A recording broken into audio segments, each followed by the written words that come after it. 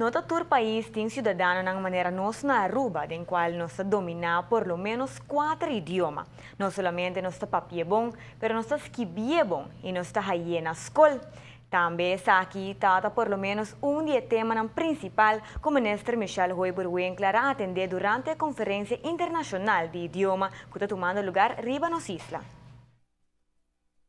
Mirando com maneira mencionada em 4 idiomas que nós papia e que aceita assim nós há caminho hobby único do mundo. Não tem hobby país que bota assim na hobby diversidade tem é parte de nossa nacionalidade, mas também é uso de idioma. E aceita não que participar em conferência aqui de todo o mundo é algo hobby único e interessante para nós. Então aceita algo que me dá que como chiquito país chiquito que nos atrair tipo de conferência aqui queda algo sumamente importante para nós e nós tem discurso de governador a papia over de seguro su desejo de papimento para adiante também e nós somos contentes com sua presença hoje noite.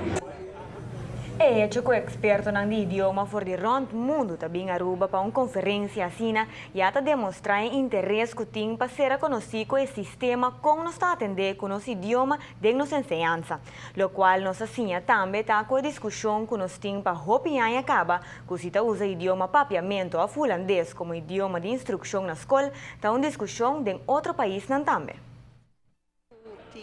Sabe de 2 piá que a conferência aqui está organizada aqui na Aruba e promebiata aos anos 80 e obviamente hobby a cambia for de anos 80 para que avô, pero seguro algo que está comum ainda está nos desejo de por explorar mais de nosso idioma, mas como para promover o idioma aqui e perseverar para que queda parte de nossa cultura. Aceita algo que é tipo de conferência aqui te ajuda. O governo a enfatizar que a discussão não está fácil, mas de outra banda, nós estamos contentes de estar educando estudantes na escola com não menos de 4 diferentes idiomas.